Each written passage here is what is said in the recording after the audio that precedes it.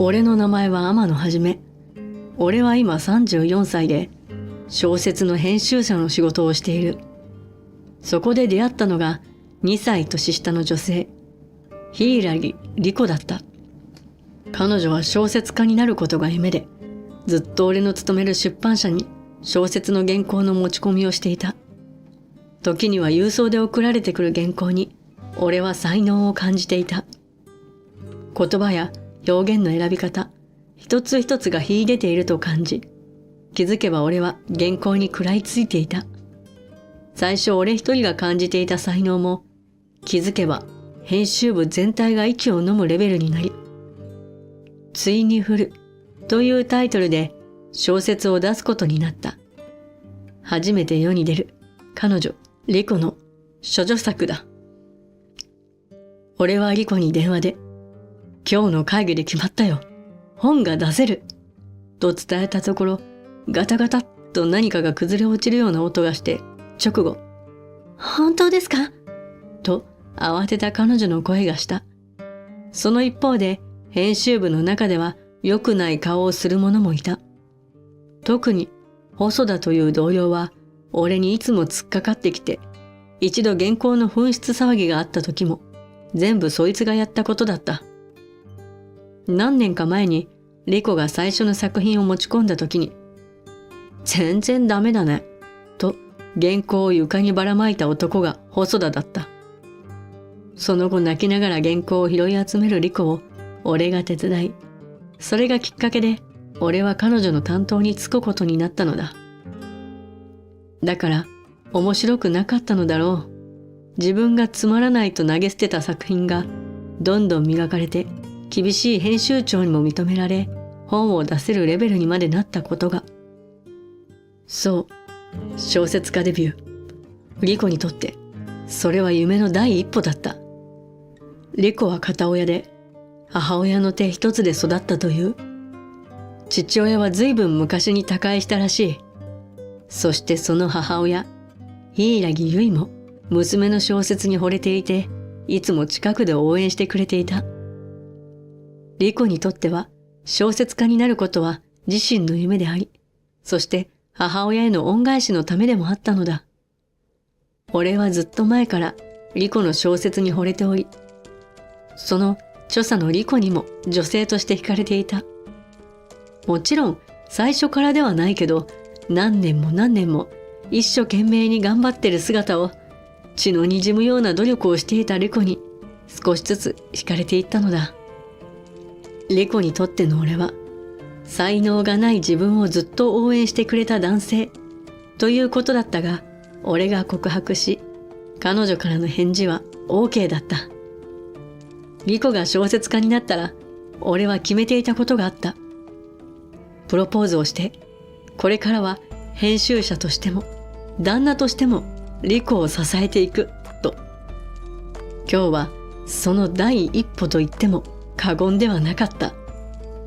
いつもならお祝いでも回転寿司で済ませるところ、ぐーんと背伸びをして高級寿司を予約した。老舗のお店で半年以上も前から予約してないといけないような店だった。当日はぜひお母さんも呼んでと莉子に頼んでいた。東京の一等地にあるその寿司屋はいかにもな風格を醸し出していた。俺ももちろんこんな店には入ったことがない。緊張しながらその扉を開けると、そこには予想もしない人物の姿があった。背後にいた莉子も青ざめているのを肌で感じた。というよりも怯えているのを。そう、そこに立っていた人物は細田だった。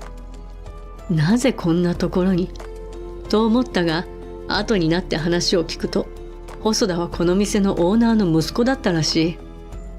わざとらしくニヤニヤ俺たちを見る細田に寒気がした。と同時に嫌な予感がした。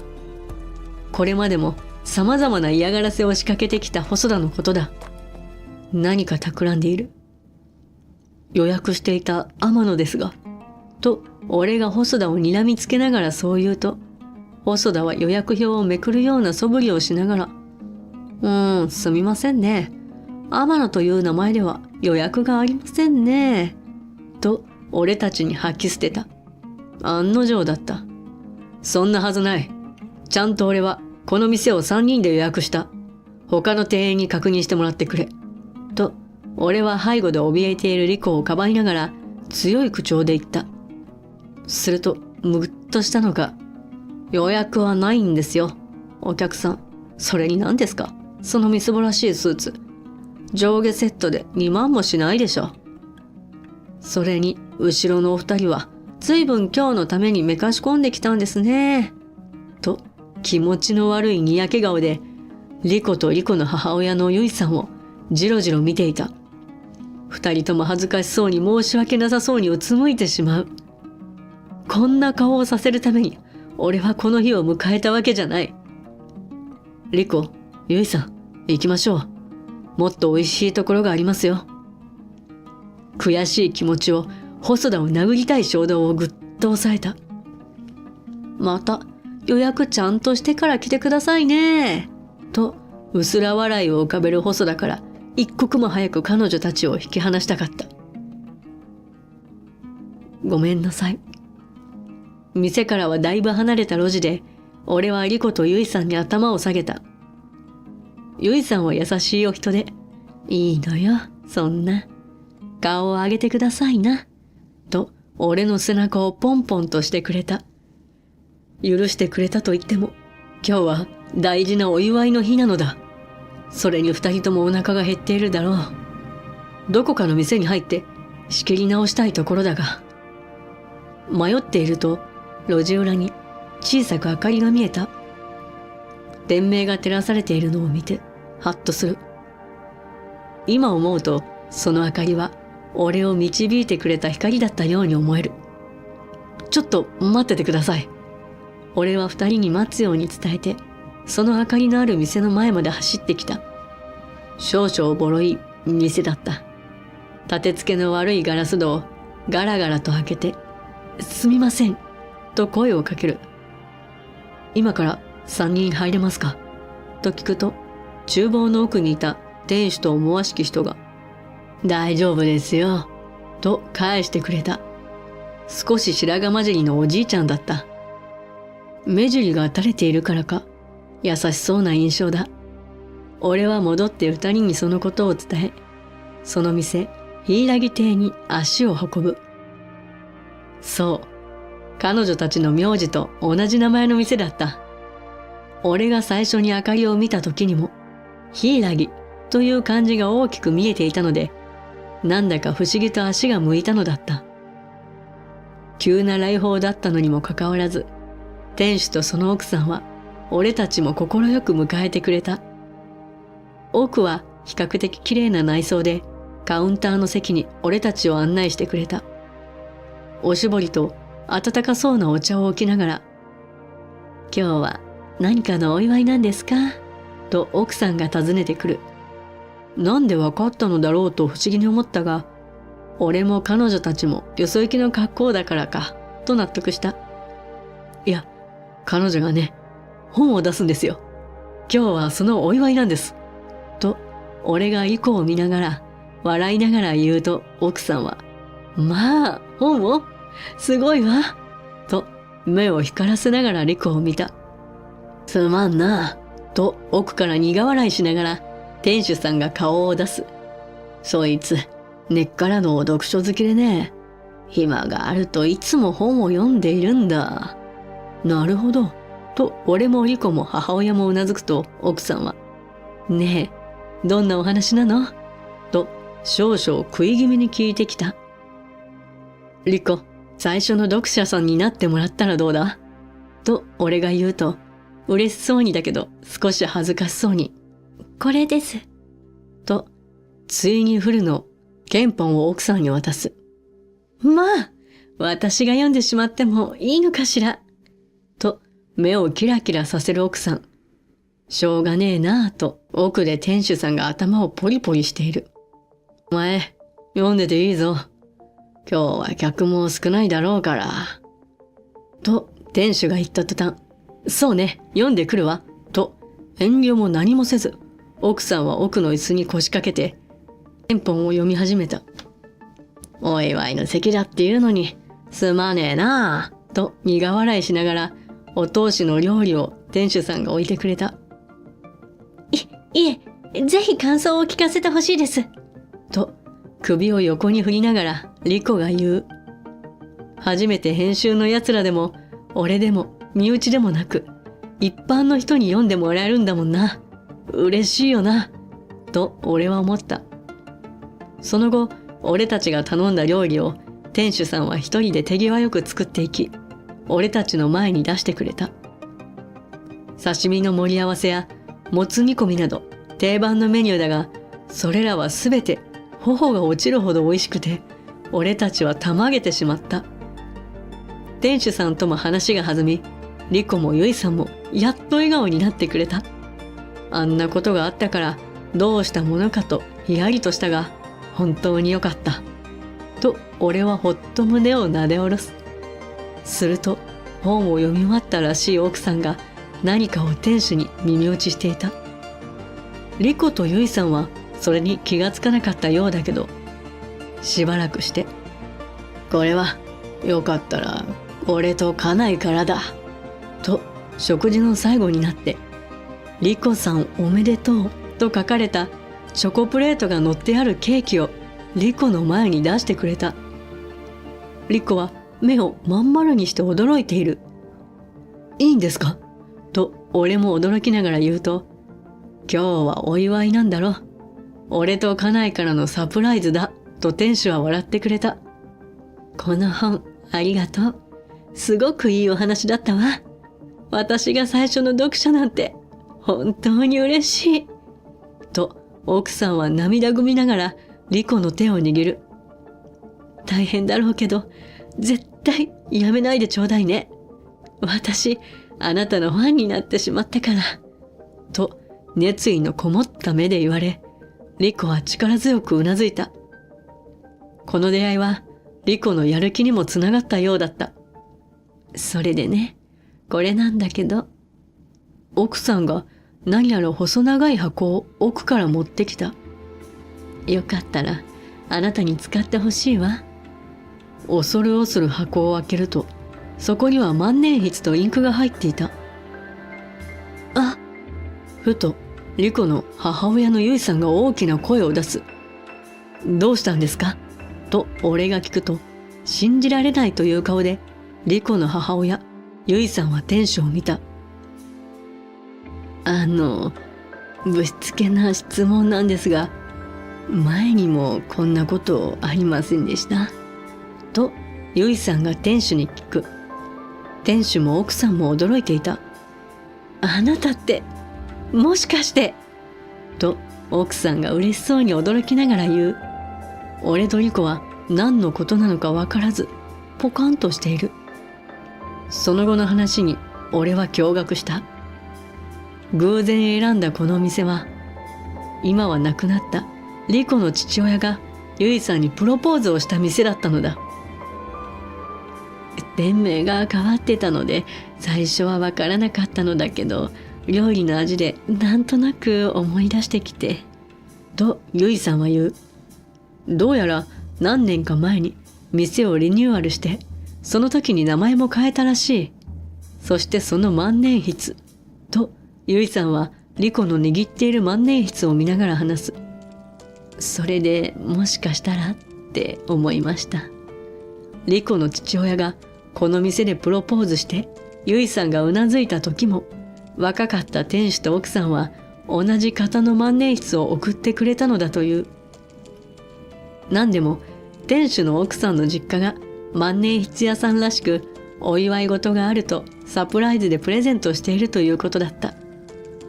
主人はもう亡くなりましたが、その万年筆は今でも大事に仏壇に備えています。少し目を伏せたユイさんだったが、すぐにまたお会いできるとは思いませんでした。すぐに気づかなくてすみません。と店主と奥さんに謝った。ああ、あの時のカップルさんがな。と店主も驚きを隠せないようだった。それで娘さんが今度はお祝いでいらっしゃるなんてね。と奥さんも驚きの偶然に大はしゃぎだ。そう、それで思い出したんだけど、はじめさん。急に俺の名前を呼ばれたので、俺はびっくりしてしまう。リコをずっと支えてくれて本当にありがとうと急に頭を下げられる。いえいえ、そんな顔を上げてくださいと慌てて俺が言う。なぜいきなりそんな話になったのかというと、リコの父親はこの店でユイさんにプロポーズをした後に、もし子供ができたらという話をしていたらしい。女の子だったらいつか嫁いじゃうよな。寂しいけどその時は。どんなに娘が崖っぷちの状況にいても最後まで支えてくれる人がいい。それじゃないと許せないなと父親はそう言ったらしい。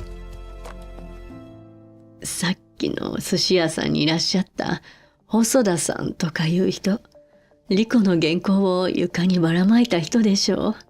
その時に一緒になって拾ってくれたのがはじめさんってリコから聞いたわ。それから何年もリコがデビューできるのかもわからないのに、ずっと支えてくださって、もちろん彼氏としてもね、とゆいさんは言う。きっとあの人もはじめさんなら許してくれると思うの。とゆいさんは少し切なげな表情をしてから俺に言った。リコをお願いしますとまっすぐに俺を見つめるゆいさん。お母さん。リコは嬉しそうに恥ずかしそうにその様子を見ていた。そうか。リコのお父さんは生前この場所でリコの幸せを心から願っていたんだな。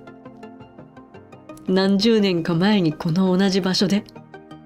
と思うと俺もなんだか不思議な気持ちになった。はい。必ずリコさんのお父さんにも天国で認めてもらえるようにリコさんを担当としても旦那としてもこれからも支えていきます。と顔をあからめるリコに俺は続けた。リコのデビューが決まったら伝えようと思っていたんだ。その日、俺はまるでリコのお父さんに背中を押してもらっているような気がした。リコのお父さんが、そしてこの店が俺に勇気をくれたんだろう。その後もめでてえこと続きだなと店主も奥さんも本当に嬉しそうに笑ってくれて、とても幸せな時間が過ぎていった。数日後、細田は編集部をクビになった。というのも、あの後予約していた大事な客を追い返したことが細田の親父さんに知れたそうで、そこから過去に俺を含む編集部の同僚に対してどれだけの嫌がらせをしてきたかバレてしまったのだ。編集長もいつかは細田も成長すると信じていたようだったが、とんだ見込み違いだったなとあっさり細田を切り捨てた。今細田は実家であるあの高級寿司屋で新人見習いとしてみっちり親父さんにしごかれているらしいと噂で聞いた。そして俺は正式にリコにプロポーズをし、俺たちは結婚し晴れて夫婦になった。リコの処女作ついにフルは爆発的に話題をかっさらっていき、売れに売れた。重版が決まった時はリコとユイさん、そして夫となり担当でもある俺と3人で柊亭に赴いた。ここから先は言わずものがなだ。